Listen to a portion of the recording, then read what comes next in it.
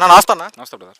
ప్రస్తుతం వైఎస్ జగన్మోహన్ రెడ్డి గారి ప్రెస్ మీట్లో గతంలో మొన్న రీసెంట్గా ఈ అసెంబ్లీ బడ్జెట్ సమావేశాలు ప్రారంభమైనప్పుడు పవన్ కళ్యాణ్ గారు ఒక వ్యాఖ్య చేశారు.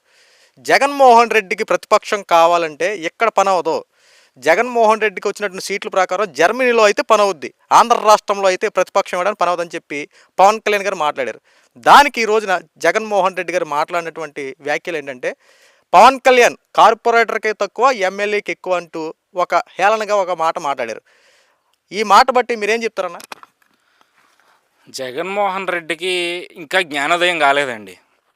2019 టైంలో చంద్రబాబు నాయుడు గారిని, లోకేష్ గారిని, తెలుగుదేశం పార్టీని టార్గెట్ చేసి ప్రజల్ని నమ్మించి అధికారంలోకి వచ్చాడు ఎవరు? జగన్మోహన్ రెడ్డి. సీన్ కట్ చేస్తే 2024 ఎన్నికల సమయానికి జగన్మోహన్ రెడ్డి టార్గెట్ చేసింది ఎవరినండి? ఎవరిని మీరు చెప్పండి. చంద్రబాబు నాయుడు గారిని చేశాడా? అంటే చంద్రబాబు నాయుడు గారిని అరెస్ట్ చేసి ఒక పక్క ఆయన టార్గెట్ చేసినప్పటికీ కూడా బహిరంగ మీటింగుల్లో పవన్ కళ్యాణ్ పేర్లు తలబందే జగన్మోహన్ రెడ్డి ఆ రోజు రాత్రికి నిద్రపోయేవాడు కాదు.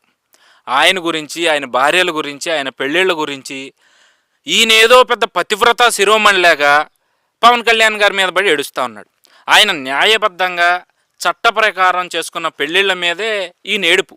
అంటే ఈయన ఏడుపు ఏంటి? ఎందుకు ఏడ్చాడు జగన్మోహన్ రెడ్డి? ఈయనకి పెళ్ళిళ్ళు అవ్వలేదని ఏడ్చాడా? లేదంటే ఇక ఆ మాట నేను అనకూడదులే, గ్యాప్ వచ్చింది, మీరే అర్థం చేసుకోవాలి. ఇప్పుడు మళ్ళీ అదే జగన్మోహన్ రెడ్డి మళ్ళీ అదే పవన్ కళ్యాణ్ ఎందుకు టార్గెట్ చేస్తూ ఉన్నాడు? ఇంకా బుద్ధి రాలేదు ఈ మనిషికి. చీ కొట్టారు, చా కొట్టారు, తూ అని ఊసారు, అవన్నీ తుడిచేసుకుని మళ్ళీ సిగ్గులేనోడికి లేక వచ్చి పవన్ కళ్యాణ్ గారి మీద పడి ఆడడం. కార్పొరేటర్కి ఎక్కువను, ఎమ్మెల్యేకి తక్కువ, ఒకసారి గెలిచారా?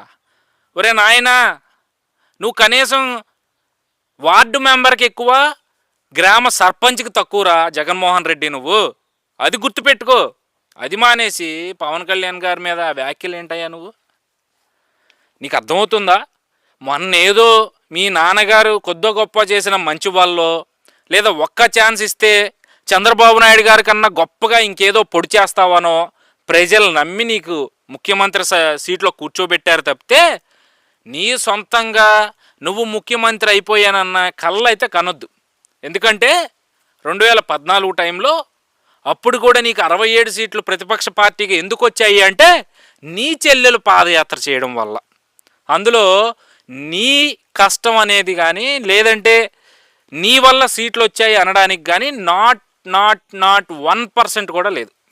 ఆ ఎన్నికల సమయంలో నీ చెల్లెలు, నువ్వు జైల్లో ఉండగా నీ చెల్లెలు పాదయాత్ర చేయబట్టి ఆ సింపతి క్రియేట్ అయ్యి తండ్రి చనిపోవడం, నువ్వు జైల్లో ఉండటం, వాటన్నిటిని తట్టుకుని ఒక ఆడబిడ్డ రోడ్డు ఎక్కిందే అన్న ఆలోచన ప్రజల్లోకి వచ్చి నీకు ఆ రోజు 67 సీట్లు ఇచ్చారు. ప్రతిపక్ష పార్టీలో కూర్చున్నావు. నీకు ఇంక విర్ర వీగిపోయావు. నాకు కూడా ఒక ప్రధాన ప్రతిపక్ష హోదా వచ్చింది కదా, నేను కూడా ఏదో పొడి చేస్తా, ఇచ్చేస్తానని చెప్పి అప్పటి నుంచే చెల్లిని కొంత దూరం పెడతా వచ్చావు. కొంతకాలం వాళ్ళు సైలెంట్గా ఉన్నారు.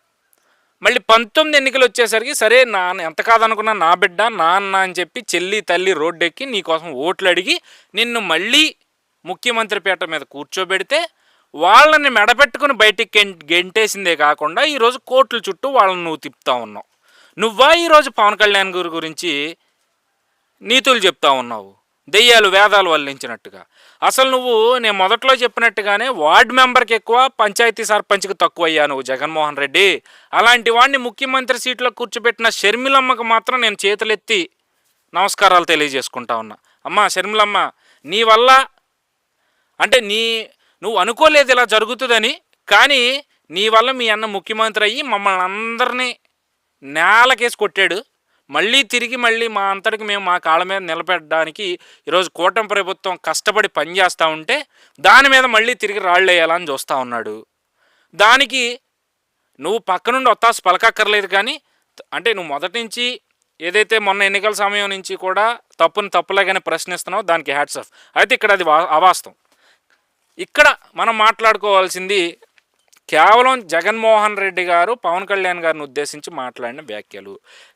జగన్మోహన్ రెడ్డి చేసిన తప్పులే ఏంటి? పవన్ కళ్యాణ్ గారి గురించి, ఆయన పర్సనల్ జీవితం గురించి పదే బహిరంగ సభలో వ్యాఖ్యలు చేసి నవ్వులు పాలయ్యో, ప్రజలు నేలకేసి కొట్టారు. అసలు వీడికి ఎందుకు ఆయన పర్సనల్ జీవితం గురించి అని. అయినా నీకు సిగ్గు రాకుండా మళ్ళీ తిరిగి వచ్చి పవన్ కళ్యాణ్ గారి గురించి అలాంటి వ్యాఖ్యలు చేయడం ఎంతవరకు కరెక్ట్ అనుకుంటున్నావు జగన్మోహన్ రెడ్డి? నువ్వేమైనా పెద్ద హీరో అనుకుంటున్నావా, లేదా నీ ఎన్మాలను ఆ స్క్రిప్ట్లు ఇచ్చే ఎదవలు ఎవరో నాకు అర్థం కావట్లా. నీ గొయ్యి నువ్వు తోవేసుకున్నావు, ఆ గోతులో కూర్చున్నావు. ఇప్పుడు మళ్ళీ పవన్ కళ్యాణ్ గారిని గెలికి ఆ గొయ్యిని నీకు నువ్వే కప్పెట్టేసుకోకు.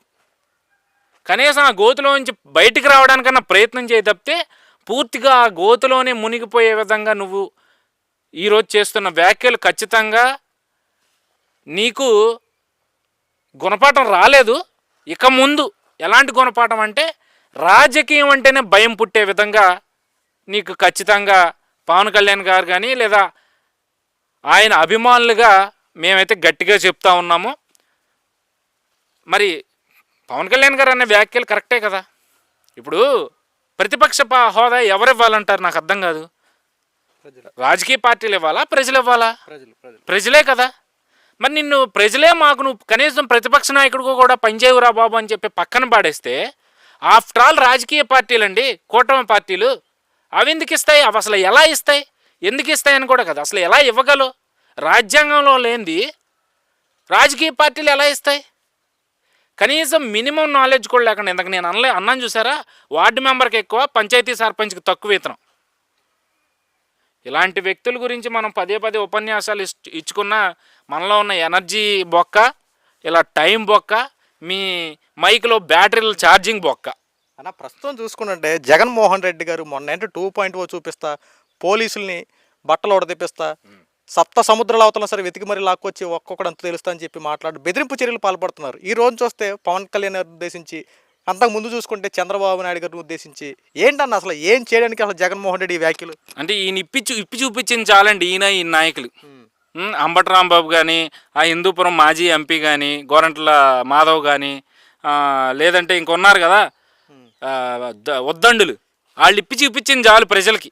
ఇంకా కొత్తగా ఈయన ఇప్పి చూపించాల్సిందే ఉంది. ఈయన ఇన్ని రోజులు ఇప్పి చూపించుకున్న ఆవిడకే ఈయన విషయం అర్థమయ్యి 3 గంటలు తెల్లారగట్ల 3 గంటలకు ఫోన్లు మాట్లాడుకుంది గతంలో. ఈయన కొత్తగా ఇప్పి చూపించేదే ఉంది. ఈయన 2.0 కాదు 3.5 వచ్చినా తిప్పి కొట్టడానికి ప్రజలందరూ, ఆంధ్ర రాష్ట్ర ప్రజలందరూ సిద్ధంగా ఉన్నారు. ఆంధ్ర రాష్ట్ర ప్రజలు ఏం గొర్రెలు కాదండి. ఇలాంటి దుర్మార్గులు వచ్చేసి నా 2.0 చూపిస్తా, ఇప్పి చూపిస్తా, నా బొచ్చు చూపించాలి ఈడి నా నోటి నుంచి ఎలాంటి మాటలు వస్తున్నాయంటే ఎంత విసిగిపోయి ఉంటే అలాంటి మాటలు వస్తాయో ఒకసారి అర్థం చేసుకోండి. నేను చాలా పద్ధతిగా, చాలా సున్నితంగా రాజకీయ విమర్శ చేయాలనుకుంటున్న నాకే ఈరోజు జగన్మోహన్ రెడ్డి చేస్తున్న వ్యాఖ్యలు చూస్తే, అధికారంలో ఉన్నప్పుడు అదే మతం, అధికారం దిగిపోయి కూడా ఎందుకండి ఆ మతం ఇతనికి? ఏం చూసుకుని ఎగిరి పడతా ఉన్నాడు? మళ్ళీ దాన్నో పెద్ద హీరోయిజం లెవెల్లో ఎలివేషన్స్ ఇచ్చుకోవడం ఈ పేటీఎం బ్యాచ్. ఆ పేటీఎం బ్యాచ్కి ఆడ 5 రూపాయలు ఇస్తాను, నేను 10 రూపాయలు ఇచ్చాను అనుకోండి, నేను ఏమన్నా కోన్కిస్గా కొట్టంగా నాకు కూడా జాకీలు వేసి లేపుతారు వాళ్ళు. జీతం ఇచ్చేవాడికి పని చేస్తారు, అది వాళ్ళు వృత్తి. ఇప్పుడు నేను 10 రూపాయలు ఇచ్చాను కాడికన్నా ఒక 5 రూపాయలు ఎక్కువ నాకు జాకీలు వేస్తారు. సో ఏదేమైనా ఫైనల్గా నా కంక్లూజన్ డైలాగ్ ఒకటే, వార్డు మెంబర్కి ఎక్కువ, గ్రామ సర్పంచ్కి తక్కువ ఈ Jaganmohan Reddy. Okay, thank you అన్న.